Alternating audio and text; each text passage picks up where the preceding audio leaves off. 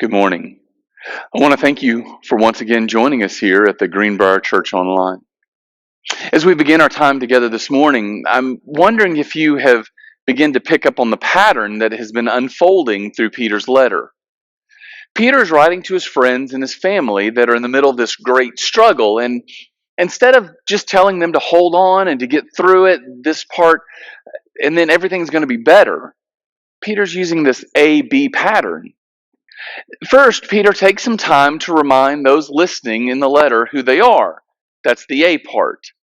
He reminds them that they're God's elect, chosen by God. They're redeemed through God's great love, a royal priesthood, people chosen for God's own possession. Peter knows that in the middle of our struggles, we tend to get inside our own heads, and that self-talk that we have is often very destructive. Does God see me? Does God care about me? Is God watching?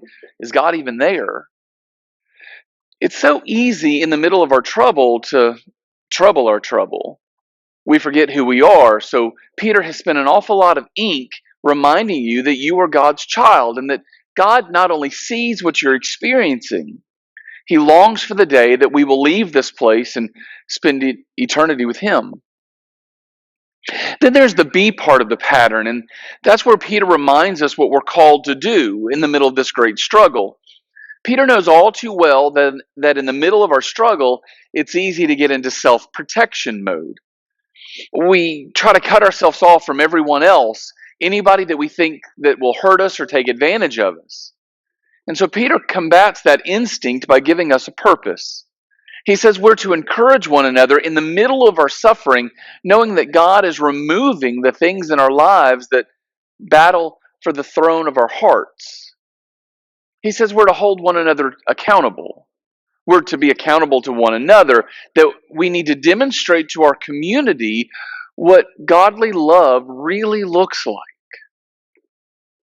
Last week we saw the A part of the pattern where Peter reminded us that we were God's chosen possession, that He made us a new race, something that has nothing to do with the color of our skin, the location of our birth, or the language that we use to communicate. We're God's nation, a nation of God's children. And that's going to lead us to the B part of the pattern where Peter says, if you remember who you are, then that assurance should lead you to do something.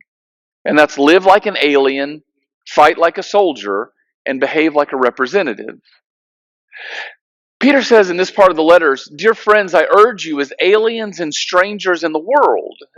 That's not a new theme for Peter. It's not the first time that Peter's reminded us that we're sojourners living in exile in this world, that this world is not our home.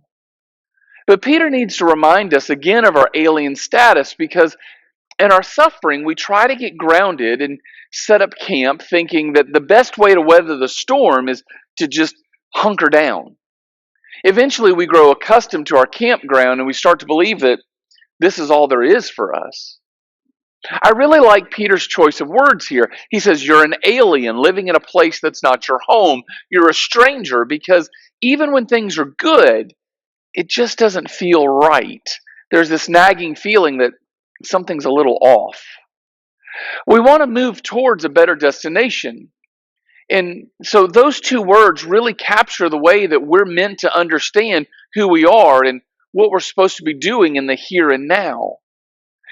It doesn't make sense to talk about being an alien or being a stranger in the world until we embrace the truth of eternity.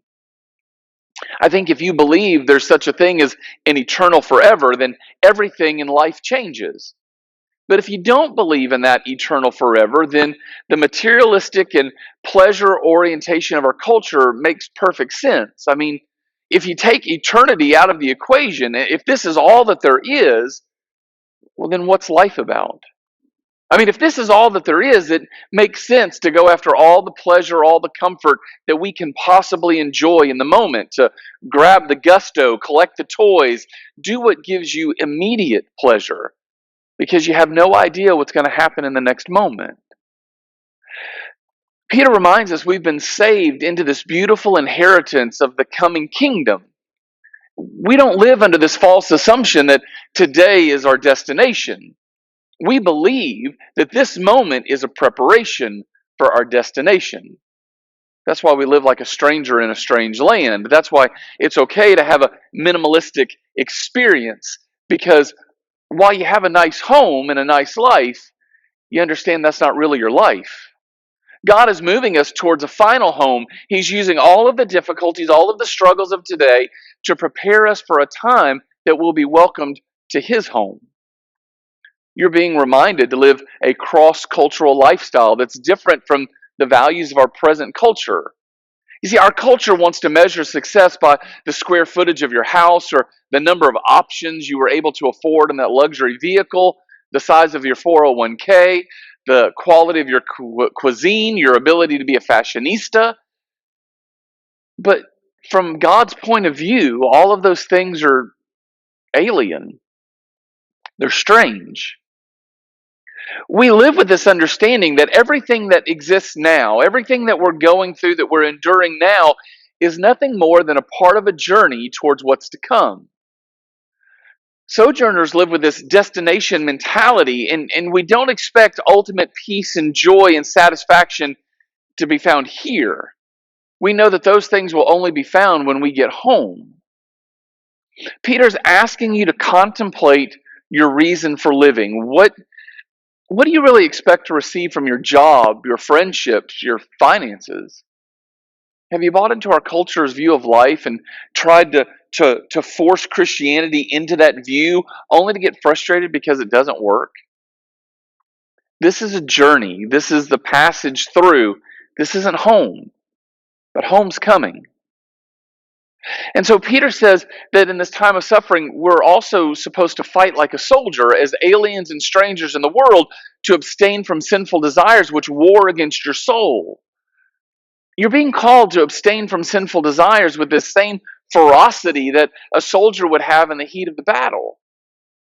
Basically, you're being called to go to war with your passions of the flesh. The theology here is very important to our souls, because while Jesus broke the power of sin at the cross, the presence of sin still remains. Peter says not only has sin saturated our culture, it's right now at this very moment waging a war against your soul. There's this continual war that's fought over the desires of your heart. It's a war that takes place in every situation and location and circumstance that you find yourself in. It happens in every relationship in your life. I want to be clear here. Sin is not the action. You're not being called to modify your actions. We commit sins with our actions only after we've made the decision to sin in our hearts. You don't slip into sin. You don't trip accidentally into sin. Sin is a decision that you've made in your heart, and then you act on that decision. That's why Peter says there's a war waging in your heart for control. War has a singular purpose. You go to war to win, and you want to win at war because you want control. We have to be careful and be aware, because the things that control our hearts control our words, control our behavior and our actions. We live in a world filled with temptation where seductive voices and ideas flood our minds, so we need to be watchful. Because as long as we're sojourning here, we're susceptible to those temptations. James says that our temptation grows out of our desire. Each one of us struggle with these desires to do and to have things that are clearly outside of God's will for us. That's why I'm tempted to lie at work about something, because I want to gain favor with my boss so maybe I can get a promotion and make more money. There's nothing wrong with working hard to get a promotion to make more money. I even believe that for some of us, that's a spiritual gift. You might be gifted to make more money so that you can share what you've made with other people. I love the interview with Tom Hardy, the actor, who said that he gets up every morning and he prays that God will fill his pockets with money and his day with opportunities to bless others. That might be your calling. But that doesn't take away the reality of this war, this continual temptation to present ourselves as something that we're not. We face desire 10,000 different moments a day to step outside of God's will. Maybe when you hear this phrase spiritual war, you think about big moments, yet the battle is fought in every little mundane moment of your day. The spiritual war takes place at the mall, in your car, around the dinner table, and all those little moments where you're faced with the temptation to be the ruler of your own little broken kingdom. Maybe it's seen in your desire to share a little bit of gossip because there's something tantalizing about sharing a story like that. I mean, I know I shouldn't be doing it, but I make the choice to give into that desire. Maybe it's willing to fight a war with your neighbor where you know that you're not reflecting the grace and the love of Jesus. Maybe it's refusing to push yourself away from the table, from that plate, when you know you've eaten enough because you refuse to admit that your relationship with food is sinful. Maybe you go back to that website, trying to find a little bit of excitement without a relationship, or maybe you're stretching the truth because, well, after all, it's just a little white lie, and what I'm really saying is I don't love you or respect you enough to tell you the truth. Maybe you're tempted to do whatever is necessary to win that argument with your spouse, and you're giving up the opportunity to show the unity, love, and understanding that God has called you to show to your spouse because, there's really something exciting about winning that argument, about being right. We could spend the next several hours talking about mundane examples of how our heart is in a constant battle for control. The truth is, the battle for your heart is not fought in 3 or 4 grand moments in life. The battle for your heart is fought in 10,000 little moments every day. Peter's calling you to be part of the resistance. There are crucial places in all of our lives where we need to say, I make the decision at this point to follow God and to give up my right to be the king of my own little heart. Our hearts need and must be ruled by Jesus Christ. Our struggle with desire is found in the fact that we have the capacity to turn anything into a God replacement. The catalog is literally endless of the things that we have the capability of worshiping. And by worship, I mean street level worship. I'm not talking about religious, formal, go gather in a building type of worship. I mean the street level type of worship where we attach our identity, our meaning, our purpose, our inner peace to something that was created. I'm looking for something in the creation to provide for me what God can only provide. And when we have this street level worship, we find ourselves addicted and often disappointed because creation was never intended to be your Messiah. Only Jesus can be your Messiah. Lastly, this morning, we find that Peter's calling us to behave like a representative. Live such good lives among the pagans, though they accuse you of doing wrong, they may see your good deeds and glorify God on the day He visits us. In the middle of this current struggle, when all of our neighbors are trying to find their own sense of peace, their own purpose in life, God is calling you to live a way that pleases, honors, and brings glory to God. This morning, we're being called to live with this understanding that our life no longer belongs to us. God has poured out His grace in your life to save you from your own personal little kingdom where you are walled in by your wants and your desires. God's gift of grace has saved you so that at this very moment you can be part of the glorious work of His kingdom.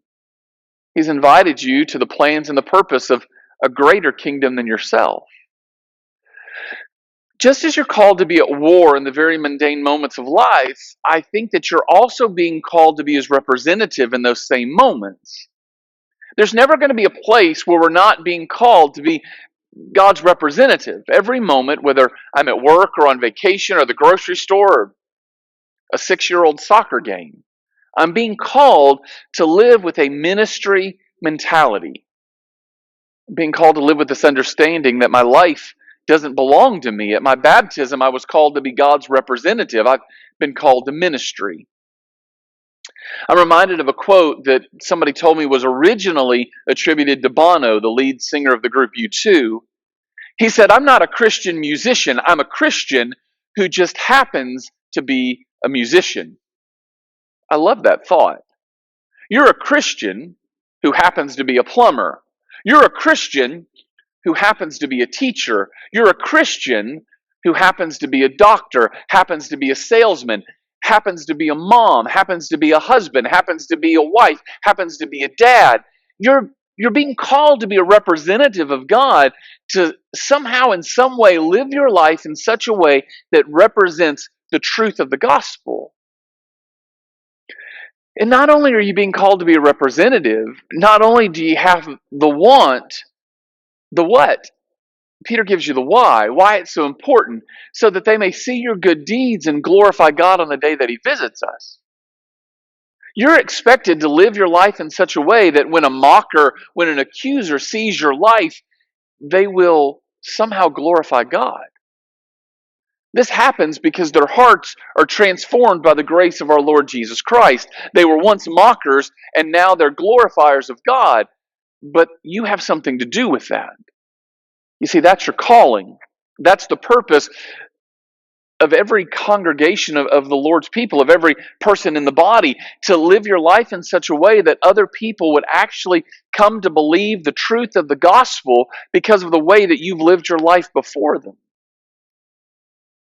I don't work honorably so I can make money. I don't live neighborly so that my neighbors will like me. I don't help people get things off the top shelf so I can hear them say as I walk away, "What a nice young man."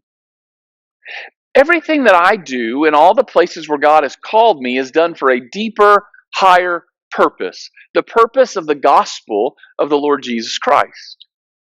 That's why you're called to live your life with Jesus in the forefront. As we make our way to the tables this morning, let me give you a quick summary of what you're being called to do. You're being called to live with a destination mentality, with a wartime mentality, and a gospel mentality. We gather at the table because we believe in eternity. We gather to help us refocus the way that we approach life in the here and now. We gather because we believe in the horrible nature of sin, and we believe that Jesus died on a cross to help us win that war that is still being fought in the battlefield of our heart every day. We take these emblems because we're serious about fighting that evil and adulterous desire that lurks in our heart, and we believe in the glorious work of our Redeemer. We gather at the table because we're not home, but we long for our home that's coming. And so this morning, I hope that you have a wonderful conversation, that you're able to refocus and you're able to think about what is to come as you gather at the table. Have a wonderful week. Know that you're loved. Go in peace. I look forward to seeing you very soon.